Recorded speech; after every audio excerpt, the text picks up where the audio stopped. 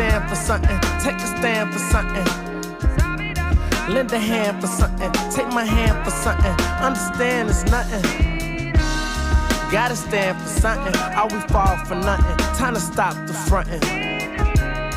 Yeah, we stand for something, never fall for nothing. That's all we wantin'. Stop rock and roll, everybody lose control. Everything I did it since I'm 4 years old. The air, land, and the sea, they get into your soul. And I'm like a space rocket just waiting to explode. Homeless beings on this planet begging to get in cash. Now I'm seeing what they seeing, they know it never lasts. Getting high off the supply, they say they getting low. You ain't hearing what they saying, send them to the store. My brothers befriended them, cops they ain't standing them. Black folks prep for the police, but now they scared to come. Choke my man's dead in the street. Face on the pavement, killing, and they get away with it. Right now I feel they only see me one way. And I know you counting sins, feeling some type of way, but you cussing on me and then you hope that I stay. But I want... All right, that worked. Welcome everybody to Ropeadope TV. On this 1 year after our first Ropeadope Festival in lockdown, that was Juneteenth last year. So we are a year past, and today we have a wonderful program set for you. I want to take care of some basic business at the top of the hour here, at the top of the show. I want to let everyone know that we'll be joined by a wonderful cast of characters from Philadelphia and the Philadelphia Clef Club. We're going to get to that in a moment. But what we're doing in this hour is auctioning off the very first test pressing from the album, The Philadelphia Experiment. There are 10 test pressings. This is the only one that'll be up now. And all of the proceeds from this auction are going to go to the Philadelphia Clef Club and the wonderful work that they do. So without further ado, let me jump into the room and we'll introduce our cast of characters. First, I want to say welcome and respect and thank you to Mr. Lovett Hines from the Philadelphia Clef Club, Artistic Director. How are you today? Oh, thank you so much. I'm doing really well. Thank you for being with us, and looking forward to hearing all about this.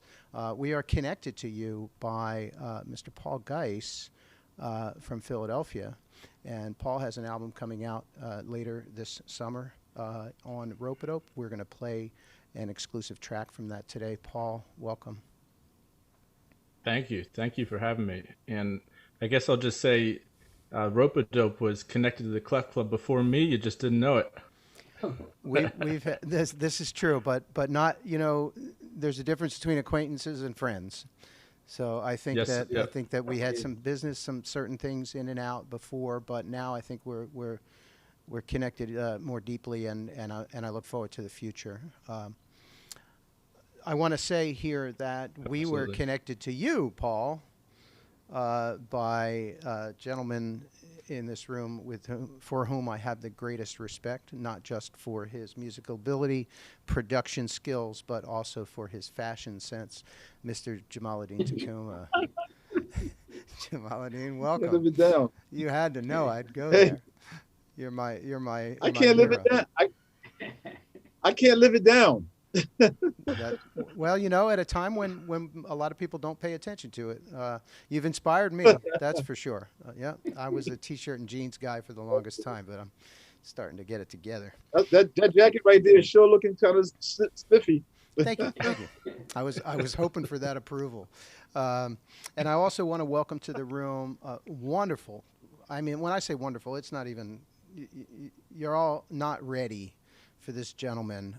V Shayne Frederick appears on Paul's album, and you know, the best vocals evoke emotion, and he does it well. Shayne, welcome. It's good to see you.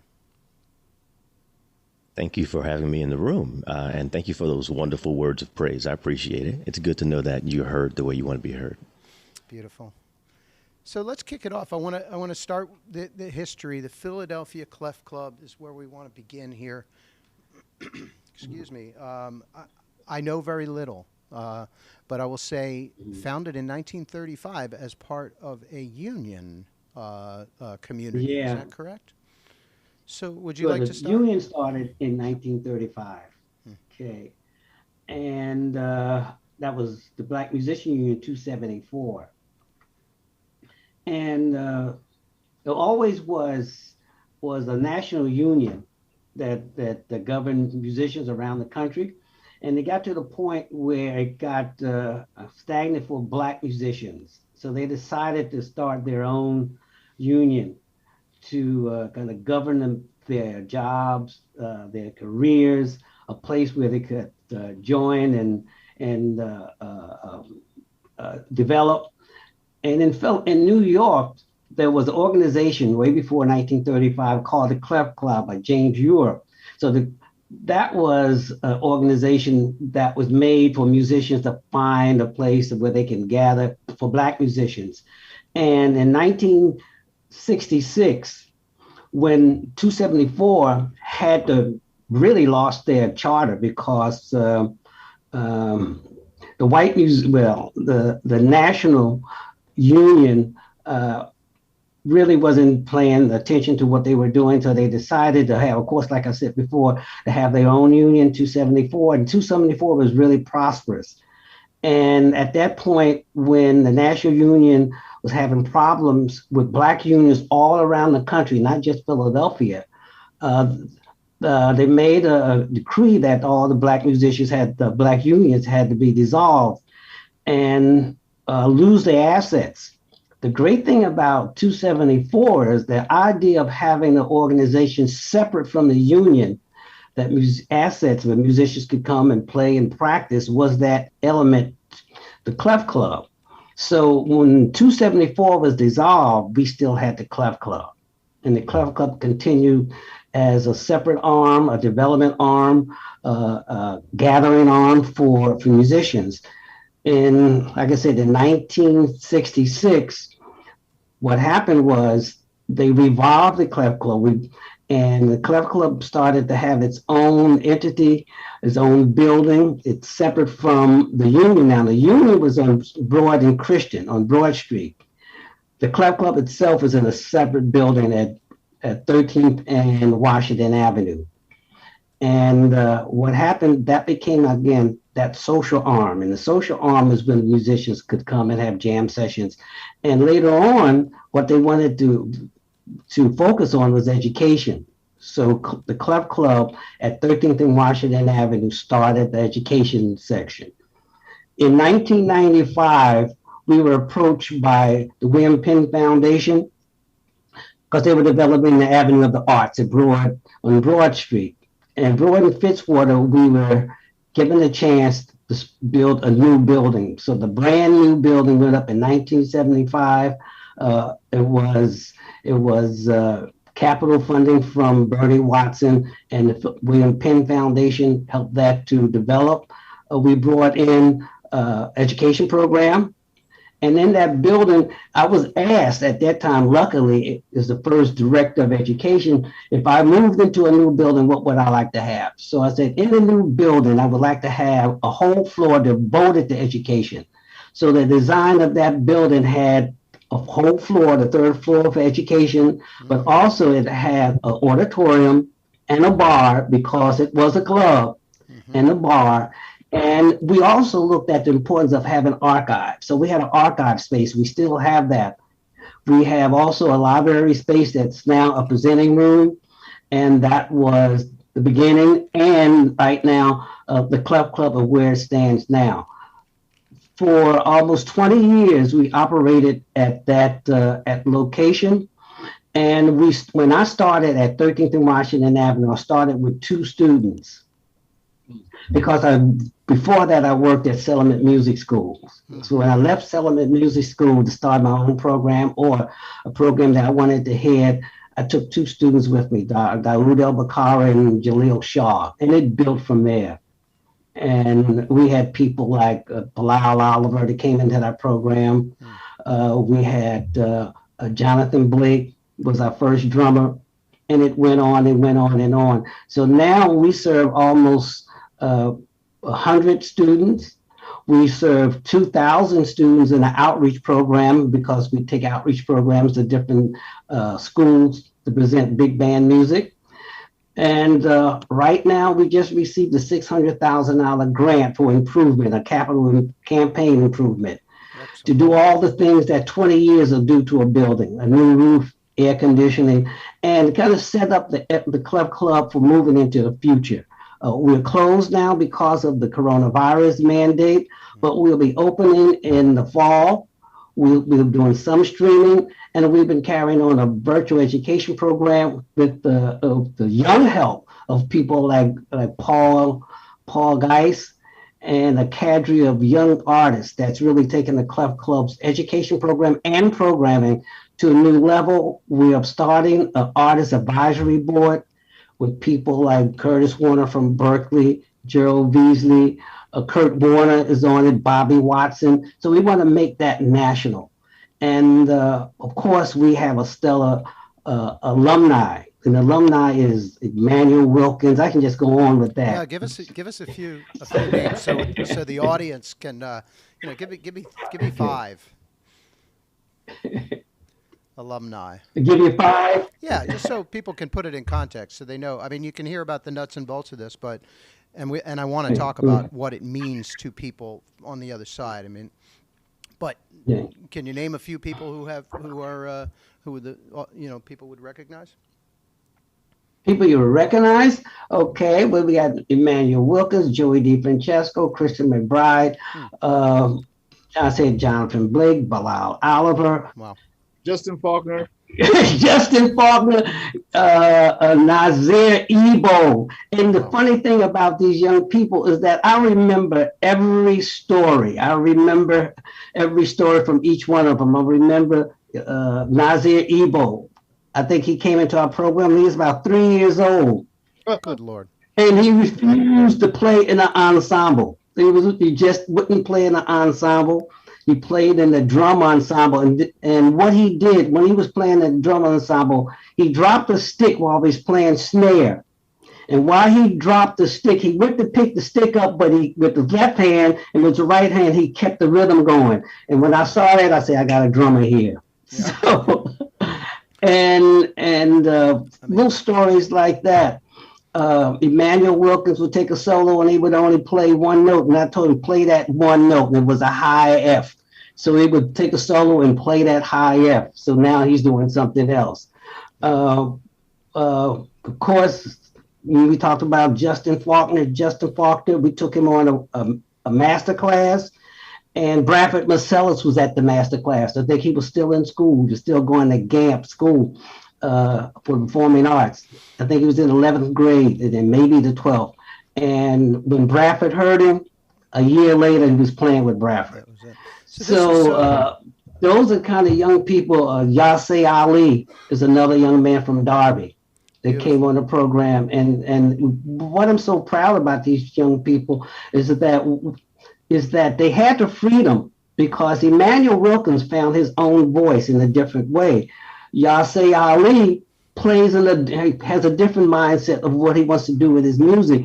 Bilal Oliver did something else with his music. And the great thing that I like about all of this is that they receive inspiration, not just from the Clef Club. People like Jamaaladeen was there for Justin. And he talks, and they'll come back to rehearsal and talk about that all the time. You know, who they're playing with. Ray Wright, a great educator who just passed away, was instrumental in a lot of these young people. So Bootsy Barnes was there as a mentor. So this whole Philadelphia community played a part in not just what the Clef Club is doing, but as a part of, I guess, extended mentorship that we have in Philadelphia. And the Clef Club was just that home for those young people to say, oh, I can come and hang out. I can come and hear Jeff musicians play.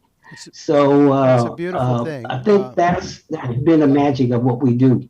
Yeah, and I mean, what you're describing is so important because it's really, I mean, you can talk about structural things in the education program, but really the heart of it, when I hear you speak, is community and support. And I want to pass the mic over to Paul Giess because he's kind of on the other side of that or in the middle of that. And so, Paul, can you describe how what impact? And I want to hear Shayne's response as well. I mean, how important is this sense of community to your development and growth?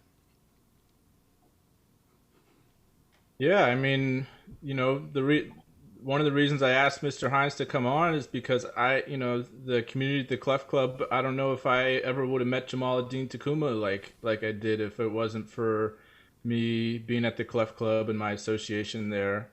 There's such a rich history of musicians there and teachers. And, a really amazing thing about just what those classrooms are like is, age is less of a factor than is musicianship. Mm-hmm.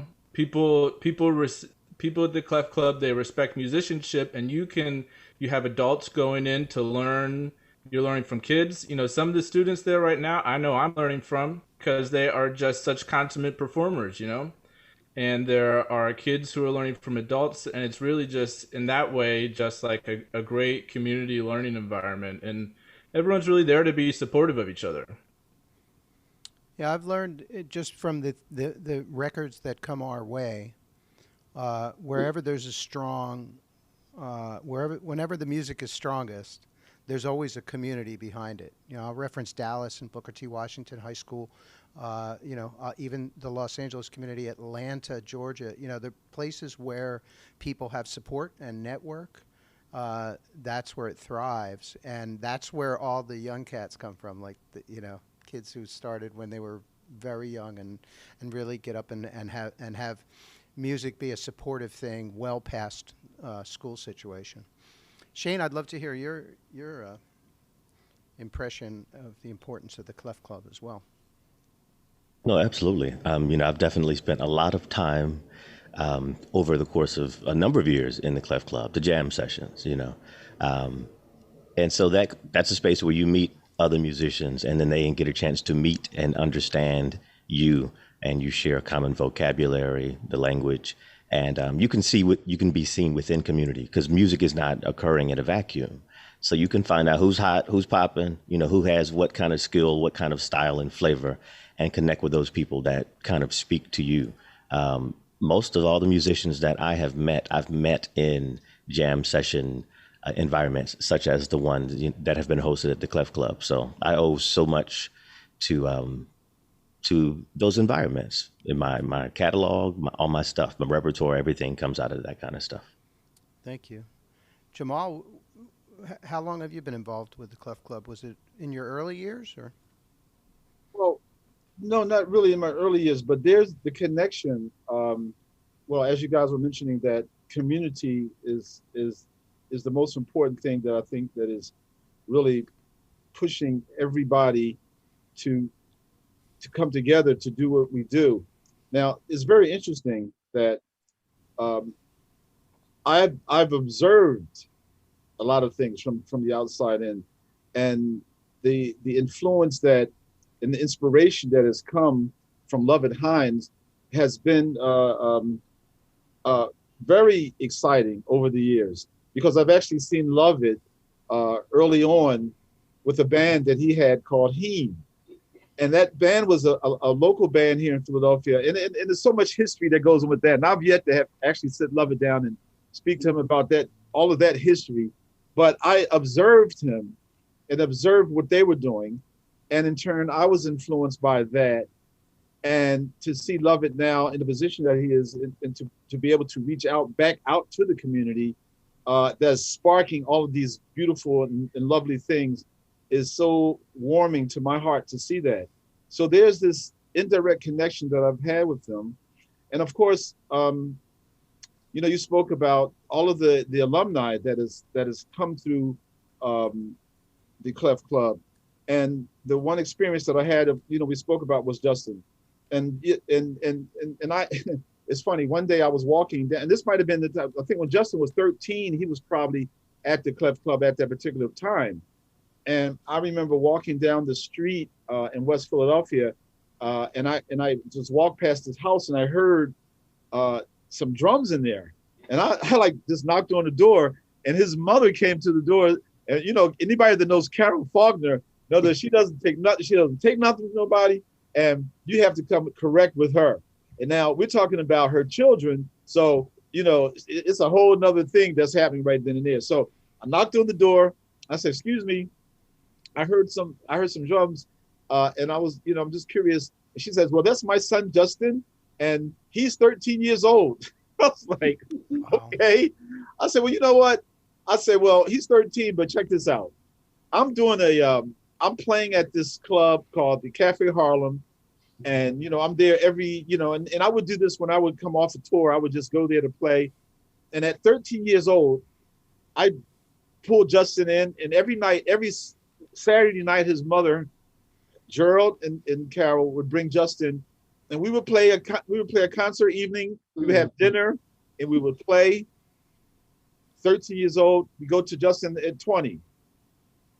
So we have been actually we played in that scenario for about 4 years. We did that for like 4 years. So when Justin became like 19 or 20, I had been involved with Ornette Coleman, and I have been telling Ornette that I wanted to do a record, and I wanted to do a record with basically us using Ornette to be able to be a soloist. So I put the band together. So I called Justin to play on that Ornette Coleman record, maybe one of the last records that he recorded was with me, and Justin was on that record. As a matter of fact, the record starts off with Justin and Ornette doing a solo together, and then we venture off into the actual tune. Wow. So it's that kind of thing. And the Clef Club has been extremely important in everybody's life, some form of fashion. And so, I'm just glad to know that everybody's doing what they're doing and everything is moving forward. And, there's some beautiful things that's happening. Excellent. Yeah, community builds the music. I just want to pause for one quick second, let everybody know that we have an opening bid of $100 for this test pressing, so let's keep that going. If you're listening, this is a unique 1 of 10 item, so please support. Mr. Hines, I want to get to Paul's track, but first I want to say I have a note here to talk about both your summer camp program and then also a friend who passed. So I'll turn the mic over to you. Well, the summer camp program is something that we started because the Clef Club didn't have a building for a while. The transition between the old building at 13th and Washington Avenue and the new building being built at Broad and Fitzwater. So we had to roam from different places because I wasn't going to stop the program. And I remember one of the members of the Clef Club was Rayburn Wright. And Rayburn Wright at the time worked for the recreation department. And he was working at Lee Cultural Center. And he said, well, Lovett, if you need a place, come in, you can come to my center. And that was Lee Cultural Center. And we started in the fall with the fall program. And since Lee Cultural Center is a recreation department, he suggested that we start a summer camp. So to keep the kids involved. So we started our first summer camp at Lee Cultural Center, and that was over 20 years ago. And we have continued that. A lot of great young people came out of that. Wayne Smith Jr., remember him coming on the program, so it just goes on. Max, so I got Ari Holdnick was part of the program too. And a lot of those young people started there. So we decided that we wanted to keep the summer camp going, but then we had to move from Lee Cultural Center. So we left the Lee Cultural Center and we ended up at Ridgeway, which was the building that now is Kappa.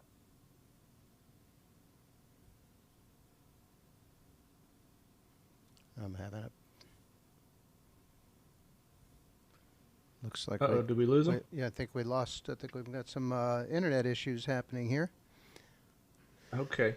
Well, I know, Mr. Hines is talking about Rayburn Wright, and I know I get all sorts of stories from Mr. Hines. And, he just told me about all the people, whenever he'd get a new saxophone student, he'd send the brand new students over to Rayburn Wright. So, all the cast of saxophone players that came through the Clef Club, many of them started with Mr. Wright. And so folks like Jaleel Shaw, wow.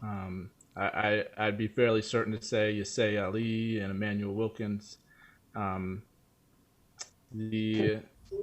Rayburn Wright. Oh, we got Mr. Hines back. Okay, I'm back. Okay. I was mentioning some of the people that Rayburn taught, because you would always send you would send folks over to him for private lessons. Yeah, and Ray Wright, when he came at the Clef Club, he was one of the things about Ray Wright. Matter of fact, he was 88 when he passed. He was always known as an educator. So if you were a reed person and you wanted to really create or get a good sound, everybody would say, go to Ray Wright. It was two teachers that was known at that time for saxophone. One was Ray Wright, and matter of fact, the other one was my teacher, Buddy Sabat, for a minute. But Ray Wright played flute, baritone, tenor, alto, but he was known for really being a consummate teacher, but he was also really known for creating everybody who wanted a great sound. And all those players that came from Ray Wright, from Jaleel Shaw, to Emmanuel Wilkins, Yasir Ali, all those young people who was in our program automatically went to Ray Wright. And later on, Ray Wright started the Lab Band at the Clef Club, and that was a band of adults who were not real musicians at one point, but was laymen who wanted to play, and he kept that for the last maybe 15 years. And we're talking about educators in the summer camp. One of the things that I think was so impactful when we did the summer camp through our virtual programming, to have musicians come back and serve as master clinicians and do master classes. And I remember one of the greatest, most impactful ones we have was with Jamaaladeen Tacuma. And he challenged the young people. So that became a major part of what we do now. We have master classes. This year with the summer camp, we're going to have at least 4 of them. Of course, we're going to have a hybrid program this year from 12th to, I think we started July the 12th. We're going to end on the 24th, I think. Is that right, Paul? 23rd. 23rd, Yep. And that's going to be an outside performance at PAFA, Pennsylvania Council of Pennsylvania Academy of Fine Arts, and it's going to be in their courtyard. And I think this is going to be really impactful, because the most important thing about that is, again, we're going to sprinkle the virtual program with performances. So we're finding places where we can take the kids out so they can perform. And we got some invitations for Dilworth Park we're going to be playing, and some other areas we're also going to be playing outside. And then we reached out to the community again, which is something that's going to be, again, more impactful. The church at 16th and Fitzwater is going to be a place where we're going to take the kids out to play. Universal has a playground. We're going to take the kids out to play. So what has happened in this course of adversity is that we have found a new way to present our education program and our summer camp and reach out to the community. And it's just so, I guess, rewarding to have people like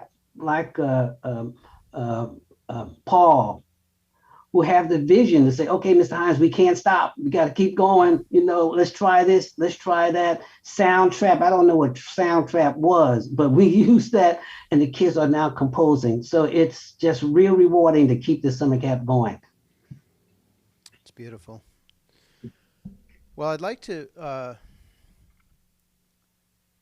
checking everything here. I'd like to jump in here and take a little bit of a break and switch over and listen. This album from Paul, produced by Jamaaladeen, has impacted me greatly. Music is an interesting thing, especially when it's your job. Like, my job, as a business thing. No, I don't mean as a player. You can listen all day long, and you can critique, or you can feel happy, or you can get a little inspiration, or you can talk about all the great people that are on the record, and this is amazing. But sometimes it just kind of hits you right here, and this is one of those records. It speaks to the time I guess I'm a little more open to emotion than on Mm. a usual day before COVID hit, before I had the much greater chance of dying on any given moment. But I don't want to say it's just that. Maybe I was a little more open to it, but this is really a powerful, powerful album. It is not out for pre-order yet, I don't believe. Mr. Brown, we're early. This is an exclusive for this song, and I want you to hear this, and of course, V Shayne Frederick on the vocals. So give me a second to switch things over. We'll see how this works.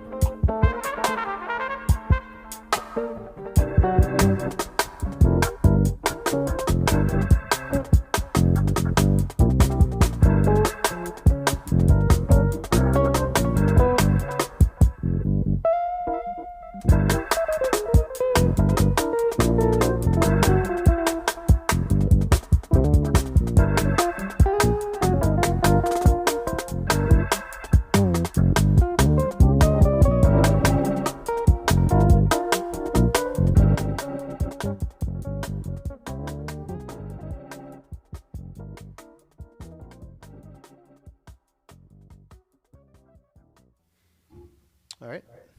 I think we're back. Well, we just heard a track, Go Now in Peace, from Paul's upcoming album titled Hymns Volume 1. The release date is August 27th, with the pre-order actually beginning July 23rd, if I'm not correct. If I'm correct, I think I'm correct. All right, awesome. You know, Paul, we had a great, and thanks for everyone who's just joining us. We had a great conversation in the front half about, you know, the Clef Club in Philadelphia, and, you know, the inspiration it brought you, the contribution, the bringing the community together, the education piece. And I know that's had a big influence on you in creating this album. I would love to hear a little bit about the track that we just heard, you know, and maybe some influences about the whole entire project in and of itself. Sure. That track, Go Now in Peace, I was actually talking to my parents about it last night to make sure. I was like remembering some things. I was like, let me make sure I got my facts right. And that song, you know, I grew up in a Unitarian Universalist church, and there were part of my youth, they would play that song as the kids would go to Sunday school. So the kids would like be part of the church for the beginning of the service, and then, you know, they'd all like line out to go downstairs for Sunday school, and the congregation would sing that song. So that's some of the origins of that song for me. You know, influences of the album from a broader perspective, there's definitely, you know, I spent 2 years down in Baton Rouge, Louisiana, studying at Louisiana State. So there's definitely, you know, a hand of like the influence from New Orleans. And, you know, some of that also ties it into some of the influences I got from teaching at the Clef Club and under Mr. Hines. You know, Mr. Hines loves bands like the Jazz Crusaders, and he was always like introducing me to new things, and I'm like, and you know, things that they necessarily wouldn't always like focus on in like your typical jazz school situation, you know. So hearing that and learning about so many, you know, Mr. Hines is just, as we just heard, he's a history book, and there's so much that I've learned from him. I've tried to pick up as much of those, you know, musical influences as I could. So I guess I hope a little bit of that stuff is in there too. I love that, you know, and when people have a chance to wrap their ears around this album, they're going to find a lot of that, a lot of the history, but with your own twist, your own interpretation of how that history means to you. And it's really, really exciting to me to hear. And, you know, speaking of history, you know, Jamaaladeen is the producer on this album. And we heard earlier how the connection was formed at the Clef Club. I'm curious how that conversation went when you spoke with him about this project. And, you know, how did that go? How did you get him involved? Like, what was that all about? How did I get him involved? Well, actually, from my remembrance of our connection, see, Paul would come up to the red carpet room. He would come up to the red carpet room, and he would come there to don himself and, you know, and things, you know, and I would like, you know, like try to take him out of his comfort zone. Like, Paul, try that on, you know, let's see how you look at that, right? And so, you know, and I would also talk to him about other things. You know, I had heard him play before, and the talent that I knew that he had, I was just trying to push him towards just going as far as he could go with his talent, and thinking about things that, you know, he might not have been thinking about. You know, we talked about film scoring and things like that he's been actually doing, but I kind of felt as though that, you know, he could do that as well. He can be an individual artist. He could, because he's very intelligent. So it was almost like we connected on that tip. So he would, on that side, so we would come and talk. And so for me, when he started explaining to me about the recording, I kind of jumped in, but at the same time, I was extremely moved from the spirituality and the concept of the record. He was doing it at a certain time when COVID was happening, and I think also the way that the process of how we approached the record during that COVID period because we had to approach it in a different kind of a way. I mean, initially, the recording was done in the studio with a live scenario, and but you know, the post production, there was a lot of things that was going back and forth, and I was trying to really make sure that, you know, I was hearing things properly. Fortunately, I knew the engineer, Tom Spiker. We worked together.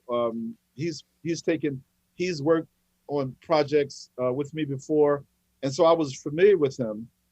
And so it was something that I just felt as though that was just really spiritually on point. And so, but it was really one of also, we're talking about Shayne. When Shayne came to the studio, I was wanting to make him feel really comfortable, and Paul was like, no, everything is okay with me. And I was just like, because I had been already used to doing sessions where we would block out a certain amount of time for the actual session, for the actual recording, and then I would also block out a certain amount of time for the vocals, you know. And Shayne automatically made me feel comfortable in his professionalism, in that he reminded me of the classic singer who knows exactly what to do when he comes into the studio. And as a producer, as sort of like a guy who's just standing on the side, they just did their thing. They just absolutely did their thing, which was absolutely phenomenal. And they ran those tunes down. And the only thing I did was just make sure that everything was just running, guiding, you know, kind of making sure everything that was running the way that it should. But they came and they all came and took care of business the way that a recording session is supposed to run. Amazing. That's pretty powerful. And Shayne, I would love to have you jump in here. You know, the vocals on that specific track and just on the album, I can feel it in my being, man. The vocals are just very, very predominant. And for you on that specific track, you know, what was coming to you regarding the lyrics and how you felt, and what did you feel that you brought to the contribution of that song? I mean, that song, and I think every other on the project, I gotta know the story and like really live in the intention of it's a lyric. You know, I'm a singer. You know, I'm a vocalist who likes lyrics, who likes telling stories. So, and that was a song that we'd worked on before. We had done it in live settings. So it was like half of the songs I did, we had done live and live performance before. So I was very comfortable with them. Kind of knew the dramatic arc the song was going to take. Some of them were like super new. And so it took a while for me to get adjusted so I can get my teeth in the song the way I like to get because I like to get my teeth, you know, I like to bite the song the right way. That was an easy breezy song for me. It's a beautiful lyric. And Paul said it in an interesting harmonic context. So I enjoyed the challenge of it. But I mean, you know, challenge is, you know, meant to be handled. So we had a good time. It was a great day in the studio. Beautiful, beautiful. You're muted, Ludus. Am I? And I'm back.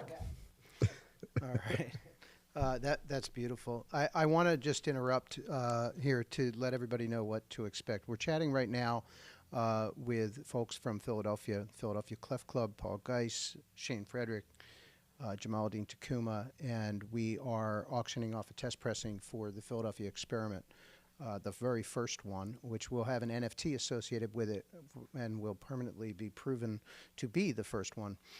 So please bid on that online to raise some money, much needed money for the Clef Club. Coming up, we're going to have some interesting things at the top of the hour. Analog Players Society, Ben Rubin, and Eamon Drum, and some up-and-comers, some lesser-known players on this album. Donnie McCaslin, Orrin Evans, Desron Douglas, and Eric McPherson, and of course Masta Ace will be joining us, and we'll be talking about that. We have a treat coming up in a moment, another Philadelphia connection here, a new track from Jim Coast and G. Calvin Weston. So that'll be nice. And then later we will be airing new music from Weedy Brema on Christian Scott Atundiajua's Stretch Music label. Also, it is Bandcamp Day. And for those of you who are out there who want to purchase music, browse on Bandcamp today, because all of their revenue share is going to the NAACP Legal Defense Fund.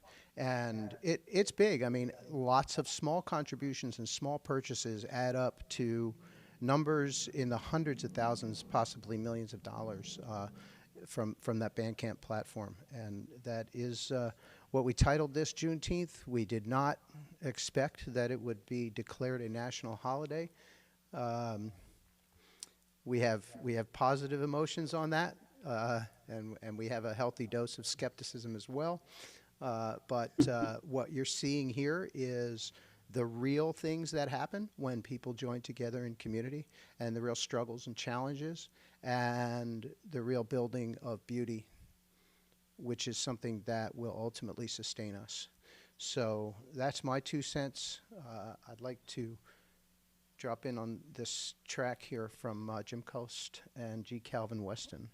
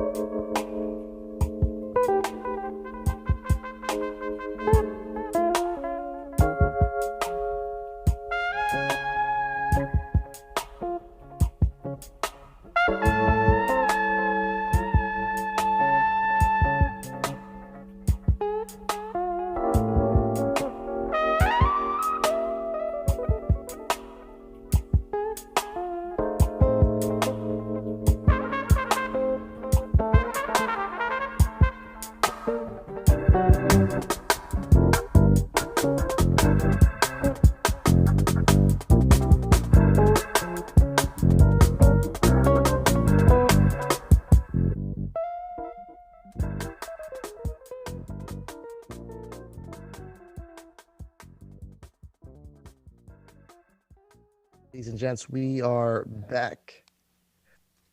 Yeah, we are. All back. right, we are back here. Sorry, a little feedback here. We're back here in the room. If you're just tuning in, I'm just super excited to be in the mix with some phenomenal human beings, first and foremost, some extremely talented musicians, and just to be a fly on the wall to hear the history and the evolution of where things are going. Music in Philadelphia with the community, and just bringing education to the front, and just bringing all these beautiful things together with Paul's album coming up. Paul, maybe you can help me, round this hour out here, and just give me some closing remarks on what you would like people to hear, when it comes to this album. What kind of impressions do you want them to have when hearing these tracks and in this album coming up? Yeah, so this album, which the pre-sale starts July 23rd, I was really looking for a way that I could express my values through music and hopefully offer, the audience something positive to take with them to help, get through, every day like we all got to get through every day. And, so I had to, Shayne's a poet, but I tend to turn to other sources when I need words to help tell a story, right? So I turn to the hymnal of the Unitarian Universalist Church that I grew up in, and just found some things that I really connected with, that I thought that other folks would connect with. And speaking of like making music and things that are like speaking to my values, I'm gonna pitch the Clef Club again. Which I know we have the test pressing is up for auction, and the sale for the test pressing is going to the Clef Club. But there's also, you can go straight to the Clef Club website and donate if you feel so inclined. Mm-hmm. If the price of that vinyl is out of like your range, you want to give $10, $5. The Clef Club is always looking to support its young people. And and that's it there. I know, Jamal was telling me a story yesterday about the importance of community arts organizations and an experience that he had when he was a young person. Do you want to share that, Jamal? Well, quickly. I mean, I was a part of an organization, as a student, Model Cities, which Lovett is familiar with as well. And, my mother used to send me down south to North Carolina every summer to escape the gang warfare that was happening. But music was the thing that really kept me in the loop of positiveness. And, I see that same thing happening. Against all these odds that we're dealing with, still, it's a positive thing that people are coming together to do things.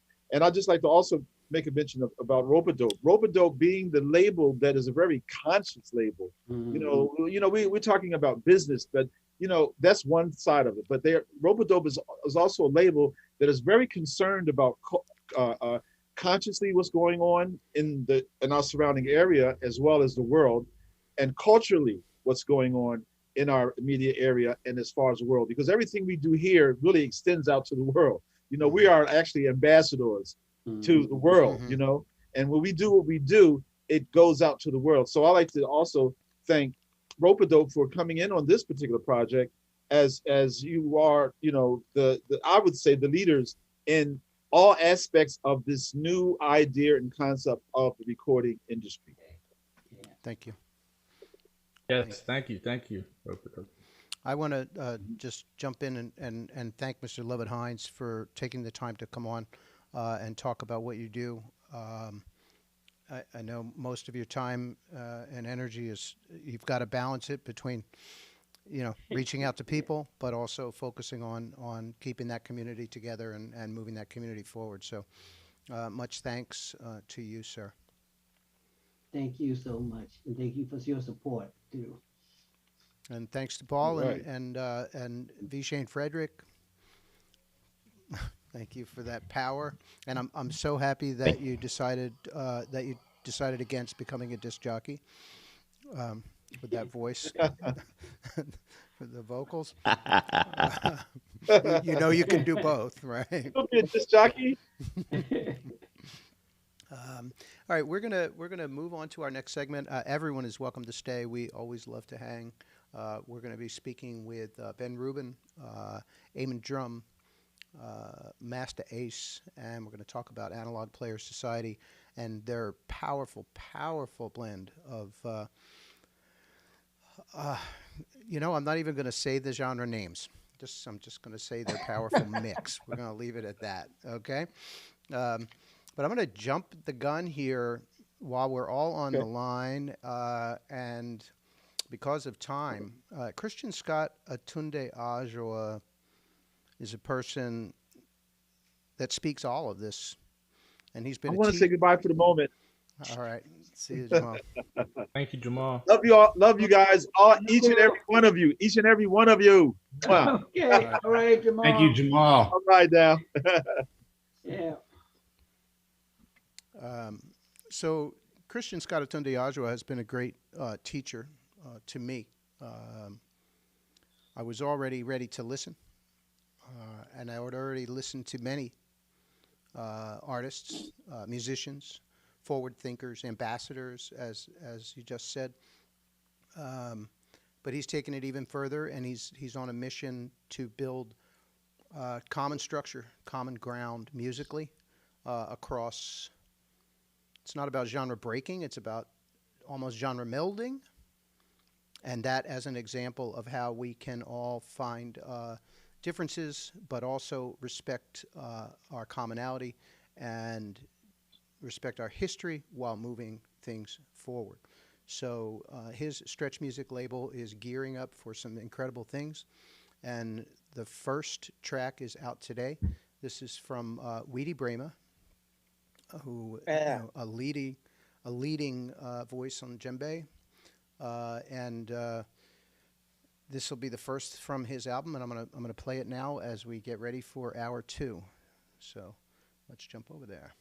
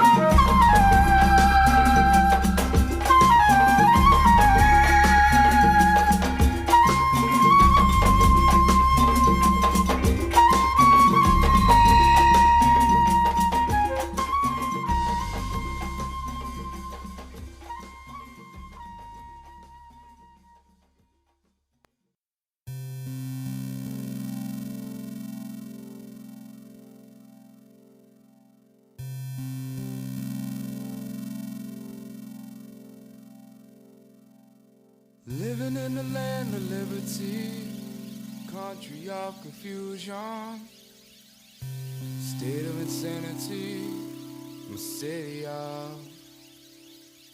Living in the land of liberty, country of confusion, state of insanity, my city of.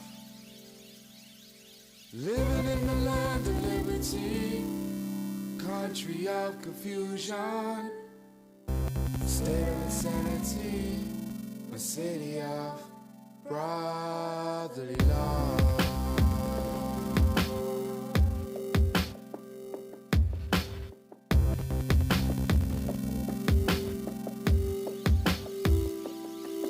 Merely the buildings in Philly kill me, historically conceal me, displace me, brick by brick like big city dreams in the projects. Waiting on progress, but they tack it on the Ritz. And the only one I tips is the music man, cause he performs magic, pulling melodies out of his hat. You see these token holding final destinations, saying y'all made it to suburban train stations, while we're left here giving concrete accommodations, losing our green spaces. And I seek shade in a park in the name of love, but they hating on skaters. Somebody call 911, cause a lot have none. And I'm a taxpayer being paid back for homeless in a lump sum, and get engulfed by the flames. The fires that rise the sky turn black and blue. The eye of the violence that cries out for help, but being a man passerby means more than just a smile every time the citizens. All right, we are back. It was a wonderful time with folks from the Philadelphia Clef Club. Support them if you can. And we heard just now the opening track from Weedy Brema's new album. That was Ships Come In, a lullaby. And as you can tell, it's quite an impressive array of style. And looking forward to that album. So with that, we're going to jump into our second hour here. And I'm going to turn the microphone over to my co-host, who is finally here in the room. So this is a big day here at Ropeadope. Mr. Fabian Brown.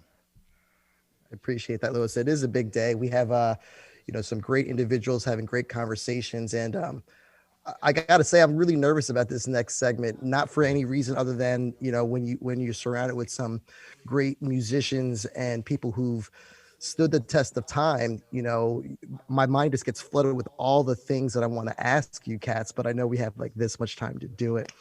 And I guess it kind of starts back in August of 2020, when the project Tilted came our way. A live acoustic jazz session, improvised all the way, no cuts, no overdubs, 3 hours in the lab, just musicians doing their thing.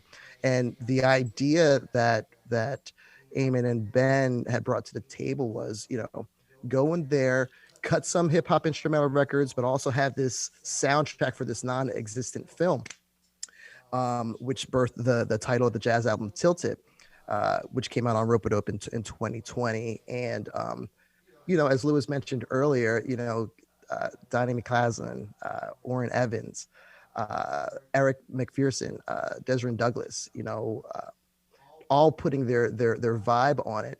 And, I think Ben kind of, felt like it was a time to put some vocals on it.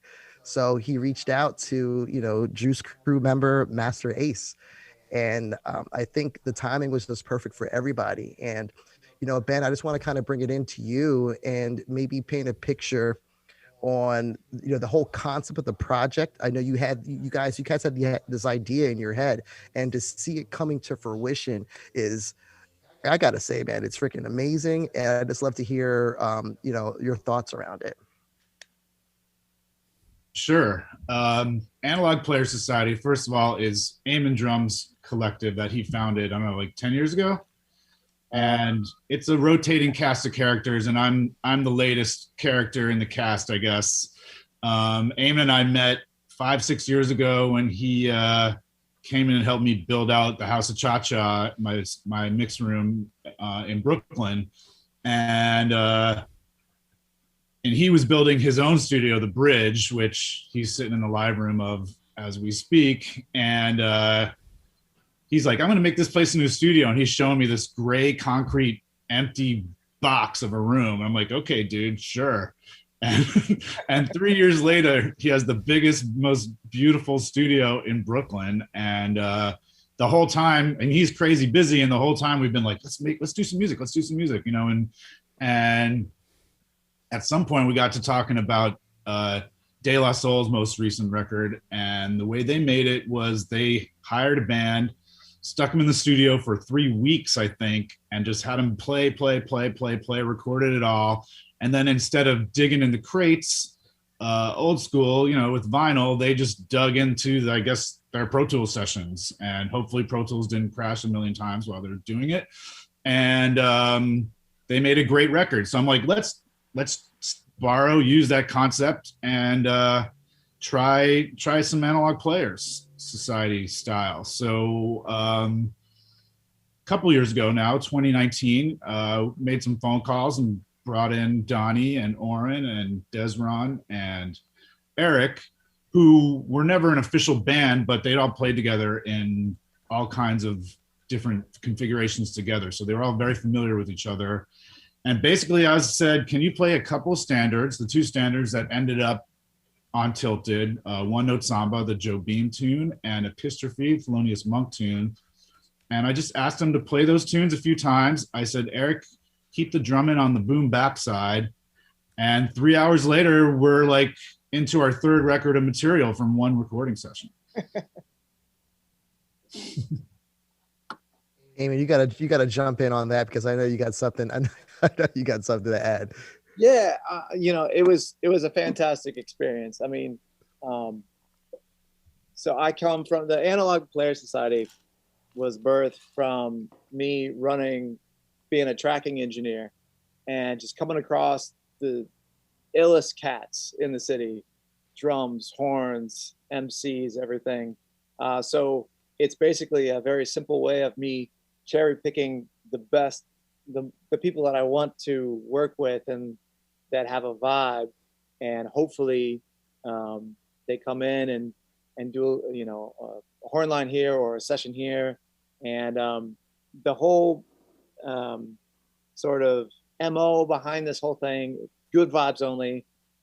We wanted a group of people that, like Ben said, haven't necessarily worked together, but we knew it would be a great hang. We knew it would feel good, and they're all incredible musicians. And that is the vibe of the Analog Player Society. It's not about me. It's not about Ben. It's not about any of us. It's basically real people making real music, and without any pretense, just trying to make things hit. It's real simple. Yeah, I mean, that's all it is for us. No, I love that. And you know, we have Ace in the room, and listen, I know your influence goes far and wide. The amount of people that, you know, looked up to you as they're coming through has been amazing, and you've done your thing. And I want to know what it was like when you received that phone call from Ben, you know, to get involved in this project. You know, I can imagine you were working on your own things as well too. You know, what inspired you to you know, get that phone call and say, yeah, I want to do this? Well, when Ben reached out, he didn't give me a real detailed description at first of what was going on. He just explained he wanted a song, and you know, he sent a few beats, or a few pieces of music, I'll say, and I'm listening to them all, and they all kind of sound like this really jazzy music, and so then I went back and it's like, yo, explain what this is, like, exactly, because I know this isn't traditional. This isn't a traditional, you know, rap feature type thing, and so that's when he explained, you know, the Analog Players Society, what it was about, how it came together. And then when I listened to the music the second time, it made more sense. Then I understood where it was kind of coming from. And he basically gave me, you know, freedom to pick whichever beat I wanted to vibe to. There were two or three that I was looking at, considering, but I always go on vibe. I always go on kind of which beat immediately starts making me think of lyrics. And so this particular one, I think it was called Starry Nights originally, was the one I was between two, but this was the one that stood out to me, and I started to really come up with some lines for that beat. So I told him I'm going to go with this one. I love that. And before we listen to the track, you know, Ben, I guess I'll bring it back to you, man, or either of you cats. So, you know, Ace gets the call. He's down. You know, he starts, you know, going through his process of creating these lyrics, which I can't wait for people to hear because this is out today. I guess what I'm trying to get at here, when you got the lyrics, when everything was added together, what was your immediate reaction? Was it like, okay, this is it? You know, tell me a little bit about how you felt when everything finally came together, when your vision of what you were going for, it was all right there. Because if I'm not mistaken, this is the first attempt at putting the lyrics with the track. So how you know, explain that to me. How was that process? How was that vision coming to reality for you? Well, there's actually a little bit more to that story because at first I sent the track to Ace, and I didn't, like he said, I didn't really say much of anything because that's more or less what I said to the band. And I was just like, let me try this. Let me see, you know, it worked with the band. I want to see what Ace just comes up with off the bat. And what he sent me was a great relationship song, but it really wasn't what I was looking for. And obviously we hadn't talked about it. So I called him up and we had another conversation, and I didn't say much either, right, Ace? I said I was looking for something that was anti-racist and that I could play for my kids. That was pretty much all I said, right? You actually referenced a song off my album with Marco Polo, right, called American Me. Right. And you were like something kind of in that vibe. And I was like, oh, okay. Like that made it more clear what you were looking for. And you said, but you know, you wanted to be able to play for your kids. So I understood that, you know, this wasn't going to be, you know, a lot of profanity, but it was going potentially could be some lessons that could be learned in there. So I just tried to make it thought provoking and stay in line with kind of that feeling. And I used American Me as the sort of the guide. But yeah, the little bit that you told me was enough for me to, you know, reimagine the lyrics. Well, you came right back to me with the first two verses, and, you know, I was pretty blown away. You know, I really couldn't believe how good it was. And then we talked about it some more, and I kind of felt like there needed to be like a little like closing, I guess, half verse or something, which you came back with, and, you know, that really tied the whole track together in a great way. I want to jump in and just say, you know, the greatest songs are vague, in my opinion. Sometimes they can be explicit but also vague, but they tie into something that everybody can perceive. And the minute I heard this track, I Want to Go Home, and then the lyric Land of the Free and Home of the Slave, I mean, these are things I understand, and these are also things I feel. So I understand them here, but I also feel it here. And I just want to ask Ace, like, you know, did it flow like that? Was it hard to get there? Because you hit a feeling that's just powerful. It wasn't hard at all. Once Ben gave me those notes on kind of what he was looking for with the song, I wrote the song on the Garden State Parkway for the most part. I was driving up to a friend of mine's house to do workouts during the week, and I would write on my way there, and I would write on my way back home, and I got all the verses done during those drives to go work out. Wow. So what, you just record, like you put the recorder on the phone and just go with it? No. I just I put my phone on a memo, and then if I come up with a line, you know, I'll just do the voice dictation thing, and I'll say the line, it'll write it for me, and then I just go right back to the beat. Wow. There have been so many times when jazz and hip hop, they kind of have this on again, off again relationship, you know, and there've been so many times when it kind of when you know it isn't the right fit, and then there are times when you know it's exactly the right fit, and this is going to last. I think this is one of those times. Shall we jump in and play Hope this so. for the people? We ready for that? Yeah, sounds great, Lewis.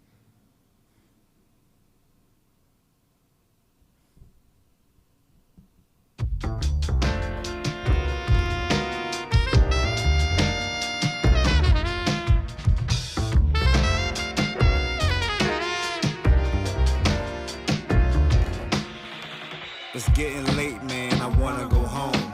Ain't no time for debate, man, I wanna go home.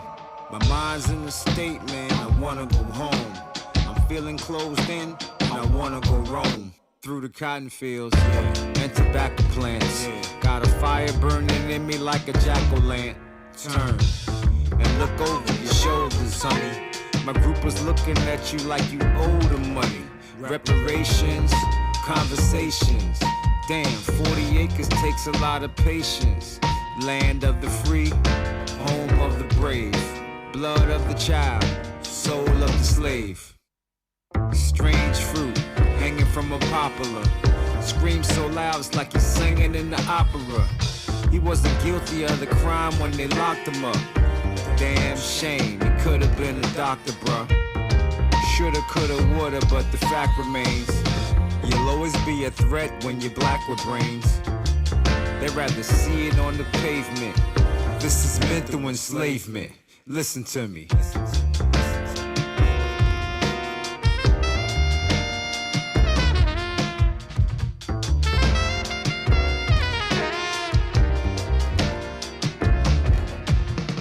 It's getting late, man, I wanna go home. Ain't no time for debate, man, I wanna go home. My mind's in the state, man, I wanna go home. I'm feeling closed in, and I wanna go roam. Through the Capitol, with a bunch of guys. Long guns on our shoulders and a bunch of knives. If the Capitol Police come to tame the black beast, how much you wanna bet we lose a bunch of lives? Is this democracy or hypocrisy? It ain't justice for all as far as I can see. It's justice for some. Proud boy clutching his gun is less threatening than the black man in touch with his son. It's sad. Cause they look at me and they see a threat. And it just rolls like the mold on a chia pet. And it's all by design, do you see it yet? I could fight for this land, I could be a vet. It wouldn't matter one bit in the scheme of things. My equality was drowned in the sea of dreams. Land of the free, home of the slave. Screams of a child, blood on the grave.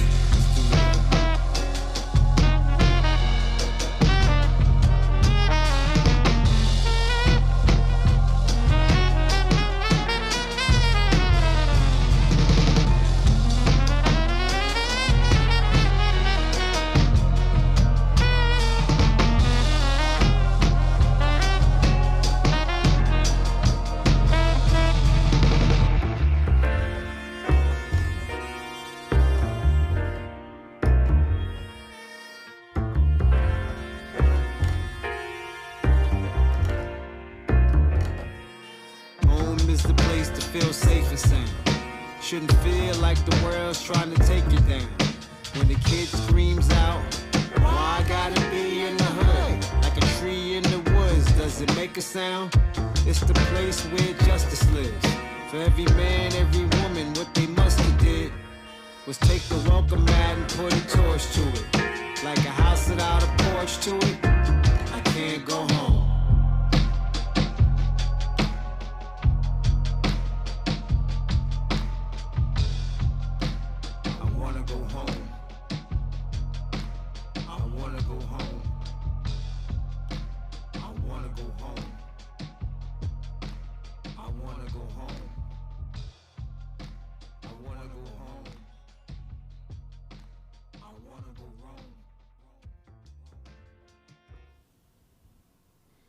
Wow.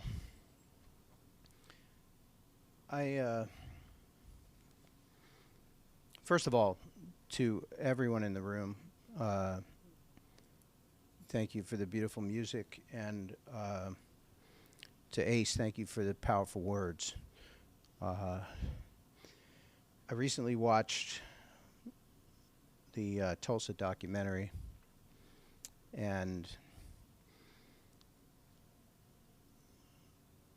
I've always Fabian will tell you, and most people that know me will tell you that I always have an idea. I always have a plan for action. I always have a response.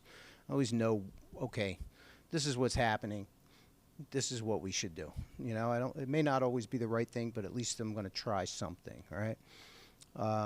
I watched that movie. I listened to this track, and I've got to tell you, I don't know what to do.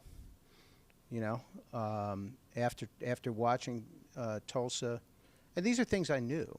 You know, it's not like it was something that just hit me like it is for so many people, and I'm happy that it is.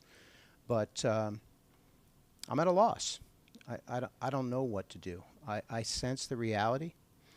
I see the reality, but I don't have a path forward. And I have the same response to the declaration yesterday. You know, Juneteenth is now a national holiday. And I saw someone post on Twitter, okay, so now all the white people get to take a day off? Like, what's going on with that, you know?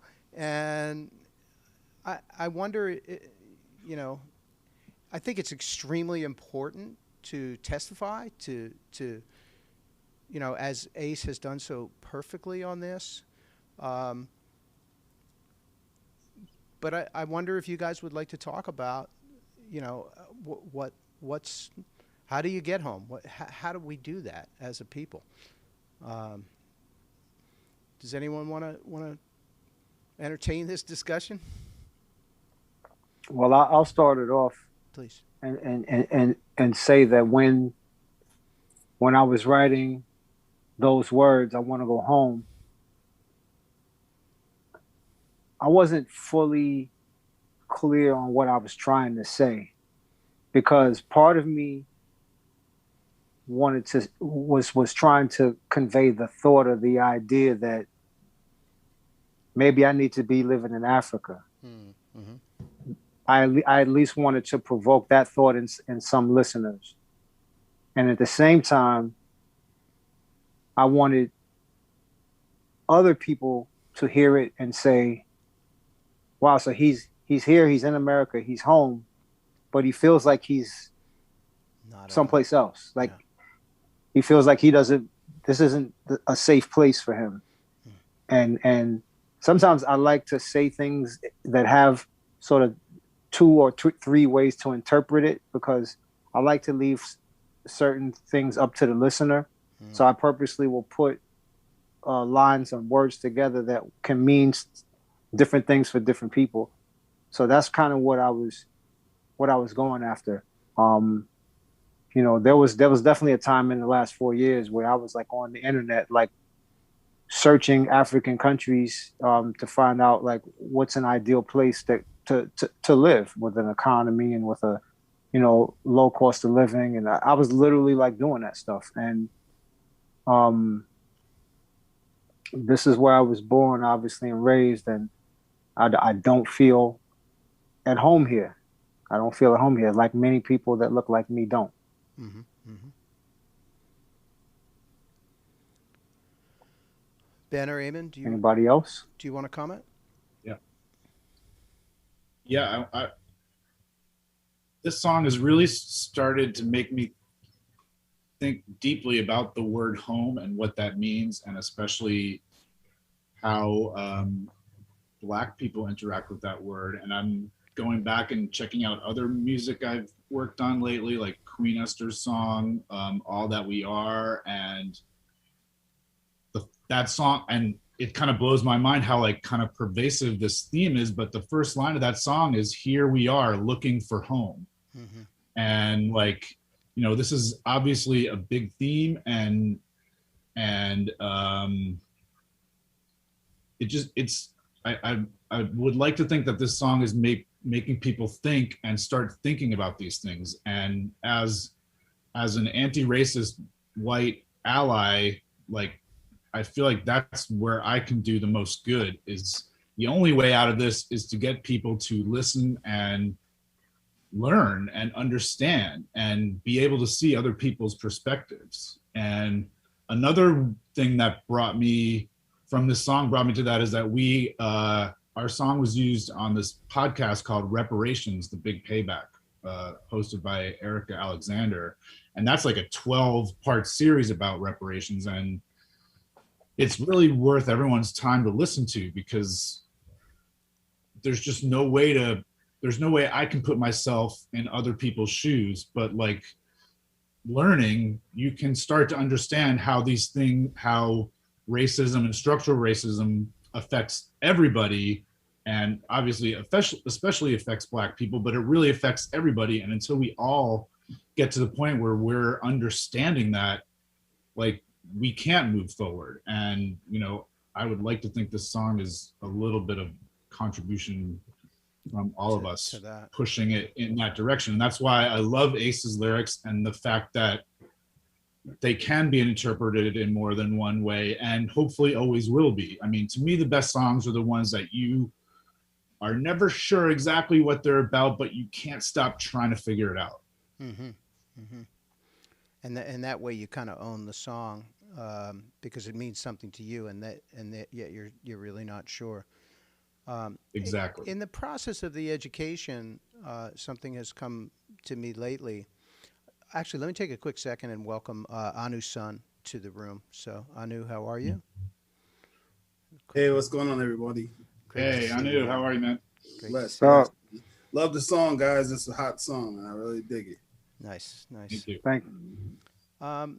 I think that in reflecting on all this, and what hits me about the song is like this general vibe of, you know, I'm having trouble just coping, right? I don't feel comfortable here, and this is about everyday life and about coping. And I think there are two parts to the brain. There's the part that helps you cope, and then there's the part that helps you learn. And I think nationally we're at this point where people are saying, so many people, I mean, I'm not, but are saying, well, no, I can't let go of this coping mechanism. I just can't. If I let go of this structure that I have, then I too will be lost and won't be able to go home, you know? And I think the education, Ben, you're right. I mean, it leads people to take that first step. And, you know, my message to people is we're going to be fine if we address this. We're going to be fine if we learn this. Like, I know there's that fear out there, but you can actually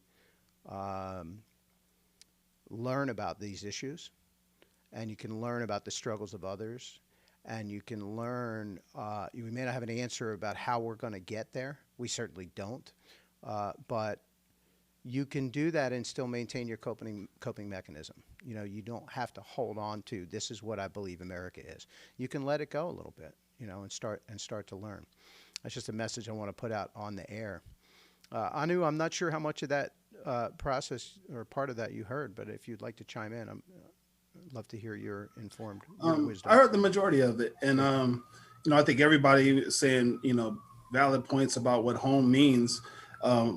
And it's like, it's funny, it does ring different for everybody who listens, because, you know, I look at the African American as like, you know, we are a hybrid race, you know what I mean? Because, you know, while we were oppressed here in America and brought here against our will, and you know, continued to be underserved and, you know, treated less than equal, we also have issues with Africans, you know what I mean? Africans don't necessarily embrace us with the wide open arms that one would perceive that we're embraced there. And not to mention, they also had a role in the slave trade too. So there's a relationship that needs to be mended on that side as well. You know what I mean? Mm-hmm. So for me, home means literally my four walls that I control when I come home at the end of the day, after I go into the world, which is the war field that is America right now. Am I going to make it home? Am I going to get stopped by the police while I'm finding a parking space? You know what I mean? Or I'm trying to get a sandwich or earn the money to pay rent and take care of my daughter. You know what I mean? So it's a war out there. So when I get home in this comfort and I'm with my tribe, that I've raised and I've cultivated, and the people who are equal with and do treat me special and do value me, you know, that's home. And that's home is where the heart is. You know what I'm saying? Yeah. Yeah. I just want to jump in right on that. You know, for me, conversations and communication like this is what's going to keep things moving forward in the right direction, and healthy conversations. You know, messages like from Ace and from Anu, you know, through music. I mean, I know you guys know this on the line, but through music, you know, it has the power to really bring people together, and the word love comes to mind, right?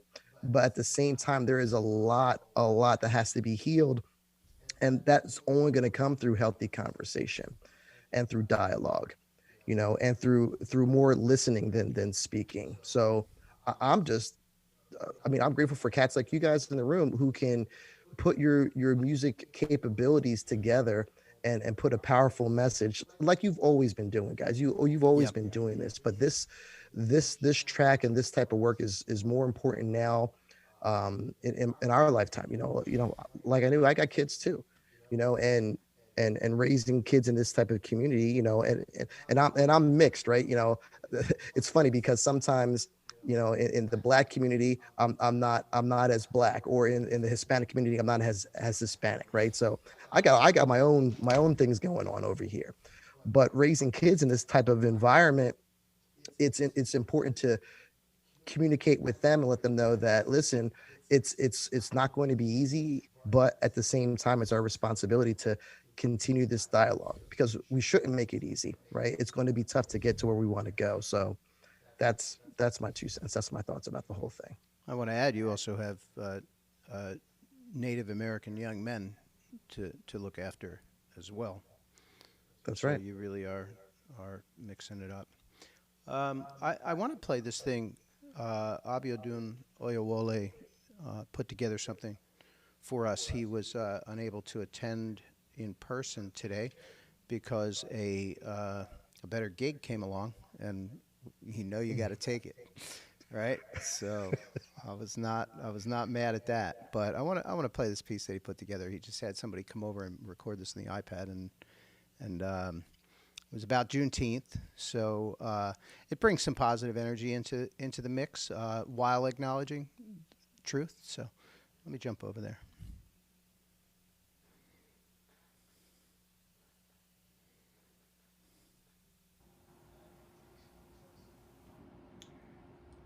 My name is Abiodun Oyewole, and I'm one of the founding members of the Last Poets. And I'm very happy to know that Juneteenth has been taken very seriously by the United States government, because that's recognition of an experience that many Black people are suffering with to this very day. To be put into a situation where you're in bondage, you're a slave, you have no recognition of who you are, and to continue that lifestyle for over 400 years, and to never be given any kind of recognition for the work that was done or for your liberation as far as that's concerned, is just, it's unbelievable. But for this, at this time, in 2021, it appears that something is happening. There's a bill that's going to be passed to turn Juneteenth into a national holiday. And I'm very happy to hear that, because I think that it's something that needs to be recognized. There would not be an America if it were not for the African people who built this land. Juneteenth. I didn't know I was free, so I was still picking that cotton. I heard a lot of us knew, but it seems we were forgotten. Then I saw a brother riding a horse. He rode by the plantation, looked at us with remorse.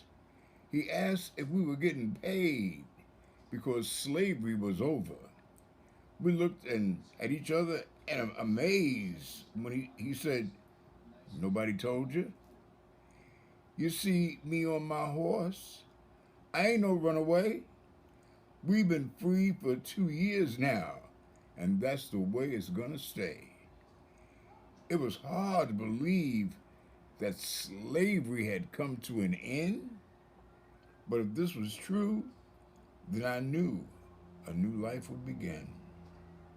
No more picking cotton and making master rich. No more whippings for us to ever get. We stopped working right then and started to celebrate, even though this information had come 2 years late. We are all free from this here slavery. Now we can be what we want to be. Some of us left and some of us stayed. But those who worked the fields had to get paid. Can't tell you the date when we got this news. All I can say, no more slavery blues. So now we celebrate every year at this time. We know it was in June, so Juneteenth is just fine.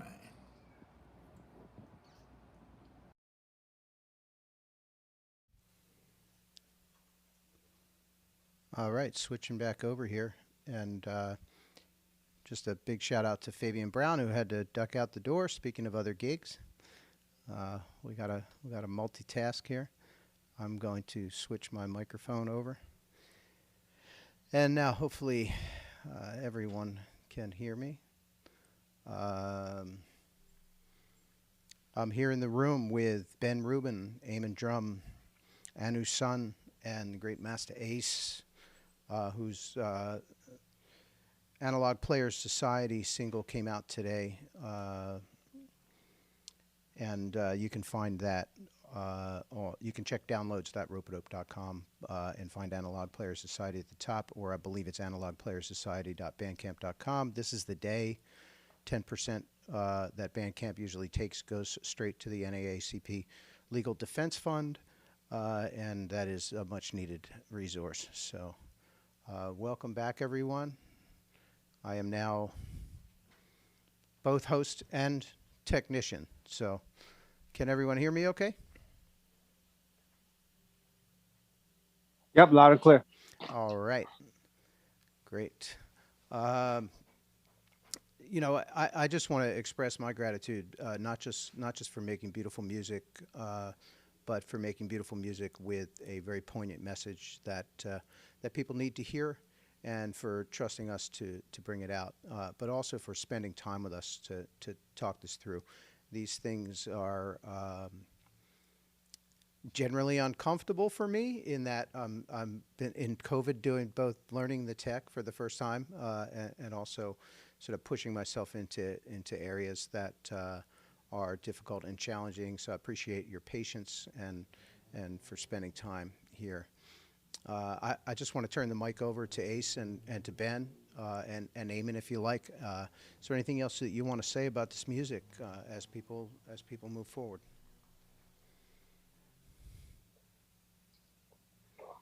Well, I just hope that the song continues to travel to as many ears as it can.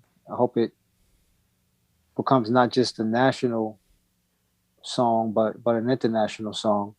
I travel around the world, Europe, Australia,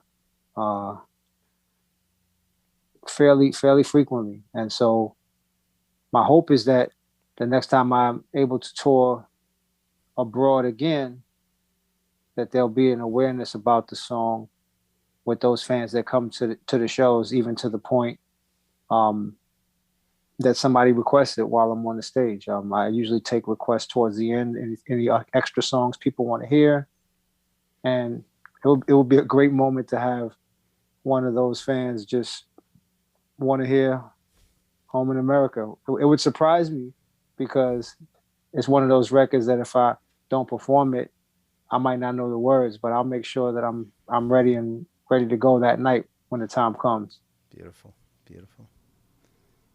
Ben? I just want to say thank you to Ropeadope and to Ace and to Ben, really, for letting us be the vehicle for this message. I mean, the flow was effortless and the storytelling was really, really clear.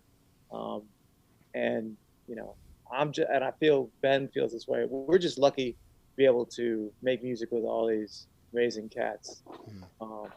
We just hope that we can keep on doing it again. And the fact that this track is, you know, it's real and it's necessary in the world right now.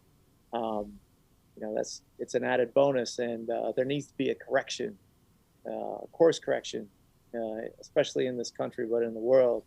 And it's a privilege to be part of that whole thing. So thank you. Thank you. Ben? I don't have much to add to that, you know, except to also express gratitude to everybody involved in this, all the musicians. First of all, Eamon for providing the space and allowing us to open the musical floodgates and just get this music on tape in the shortest amount of time conceivable. I mean, I can't even believe how much music we got recorded in like 3 hours at that original session. So, I mean, there still could be more tracks coming. I'm still kind of hoping this is going to turn into an EP or something like that. You know, I feel really gratified that Eamon and I were able to take this vision from idea all the way to where we are now, which is, you know, really what I was hoping to do. And, you know, I can only express endless gratitude to Masta Ace for just writing this song, and then we just used his demo vocal. He didn't even re-record it. I mean, I know Ace said he did a little bit of editing on the demo, but I mean, still, you know, I we wouldn't just have known. you know, this is just one of those projects where everything just came together and happened, you know, really in a more or less effortless fashion. So thank you to Donnie McCaslin for playing an incredible saxophone solo, and thank you to Desron Douglas and Orrin Evans and Eric McPherson for laying a bed of groove that is just like as deep as it can possibly get. And thank you to anyone who listens to this song and thinks about it, because that's really the point, is that we made a song that we want you to hear and to listen and think about. And, you know, hopefully we can move people in the right direction, you know, towards accepting everybody for who they are. Beautiful.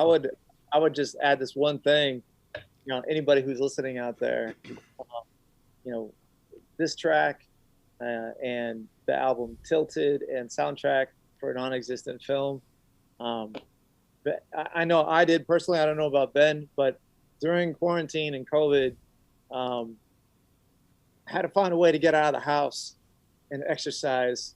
It was desperate. And so I was listening to all these mixes and edits and everything. And I just hope that somebody out there will like walk or ride or drive and listen to everything.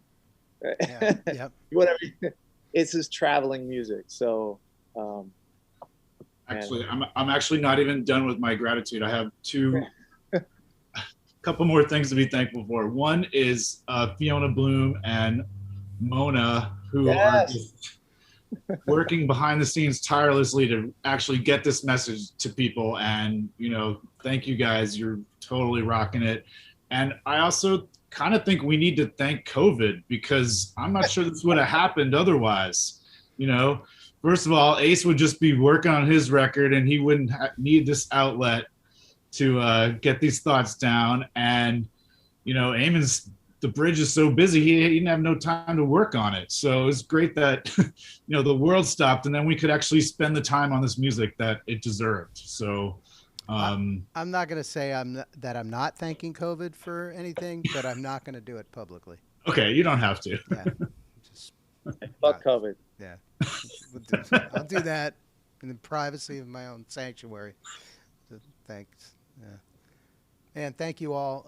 I want to turn our attention to Mr. Anu's son, who brought a beautiful record to us a few years ago, Sanguine Regum, which talked about, you know, fortunately and unfortunately, all of the same issues, right?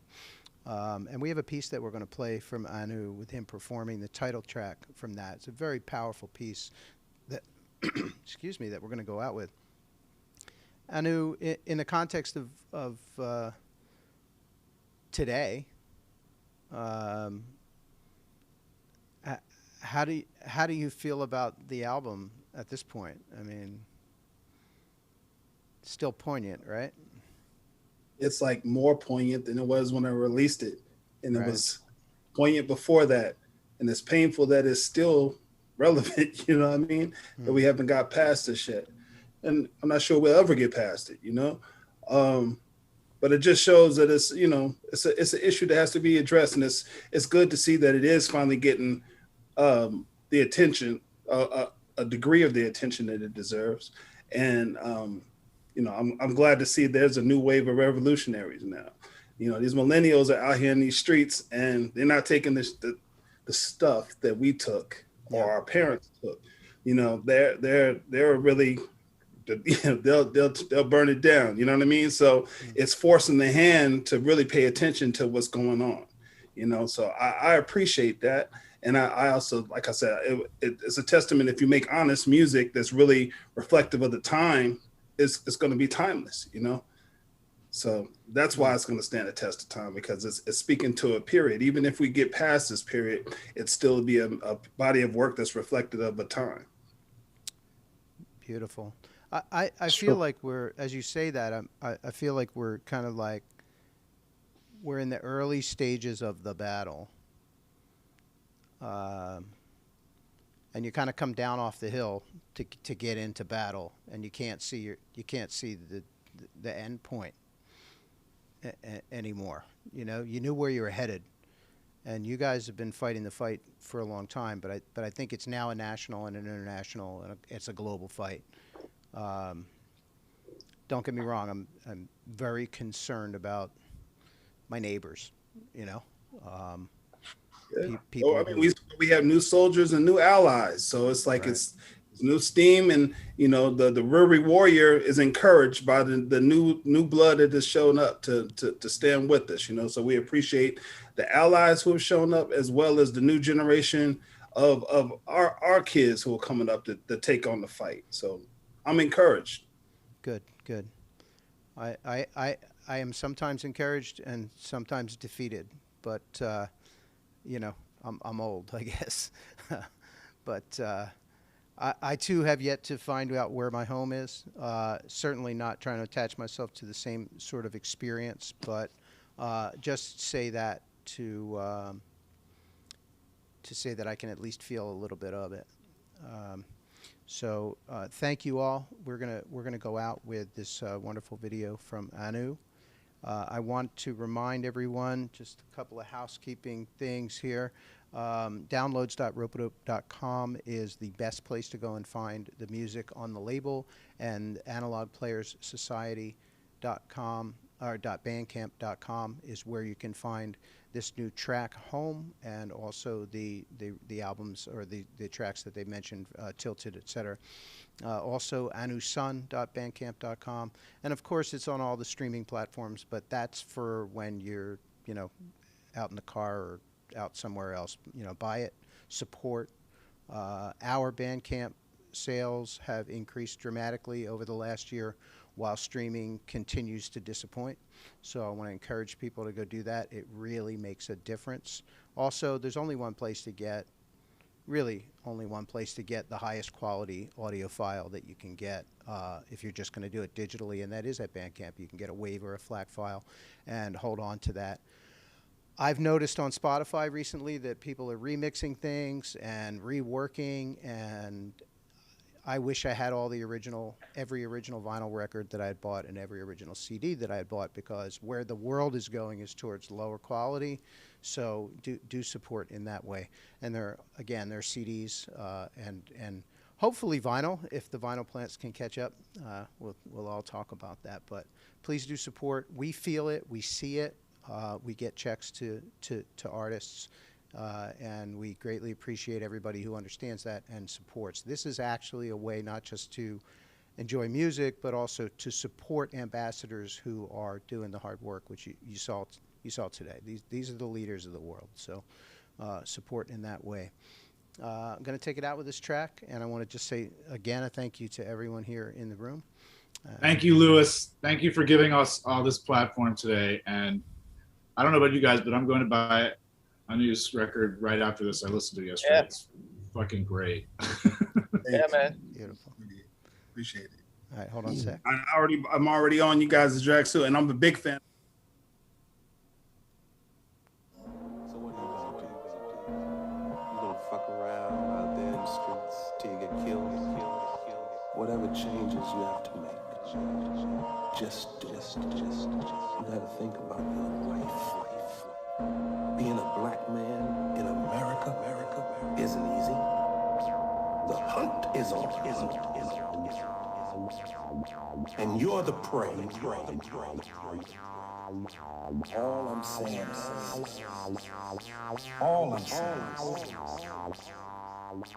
survive.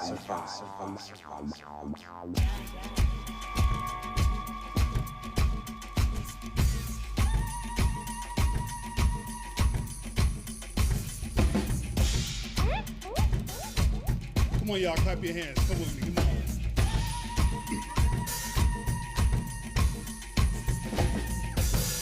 A flag is drinks with our blood.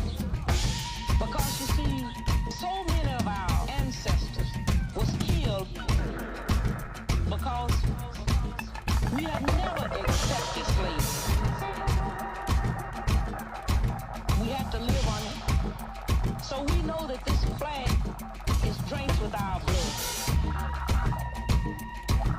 So what the young people are saying now, give us a chance to be respected as a man, as we know this country was built on the black backs of black people, and if we don't have it, you ain't gonna have it either, because we gonna tear it up.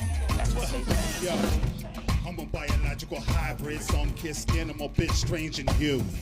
You sold my folk into slavery, so bump him and bump you too. More in my genes, my DNA respect. Stirring up the soup, we served y'all at breakfast. Come up with just a host that I was so reckless. Grab him by the throat and slice off his nexus. Made a seat at the table for the flybread, that white shit alright with toe cable. Messed up our life, we're unstable, unlicensed from my chick, but my clique still able. Shovel our hands up and we down on our knees. Built all your cities, our blood on the leaves. Soil still fertile, strange fruit still on trees. Prisons sure look like new slavery to me, but it's okay, it's okay, it's okay with rise. Hey, it's okay with rise. It's okay, it's okay, it's okay with rise. It's okay, it's okay. It's okay, it's okay, it's okay with rise. It's okay, it's okay, it's okay with rise. It's okay, it's okay, it's okay with rise. Yo, hold on.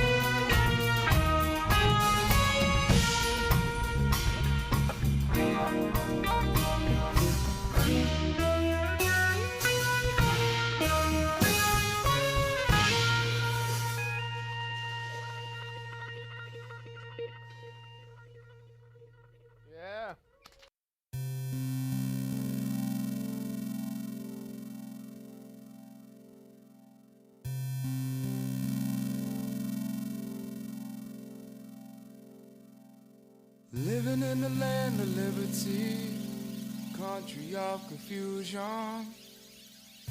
state of insanity, my city of. Living in the land of liberty, country of confusion, state of insanity, my city of. Living in the land of liberty, country of confusion, state of insanity, my city of brotherly love.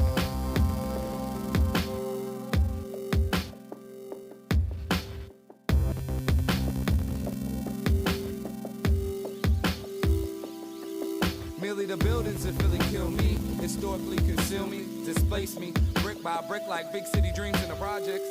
Waiting on progress, but they tack it on the Ritz. And the only one I tips is the music man, cause he performs magic, pulling melodies out of his hat.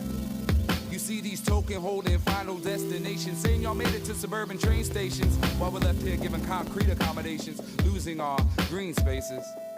And I seek shade in a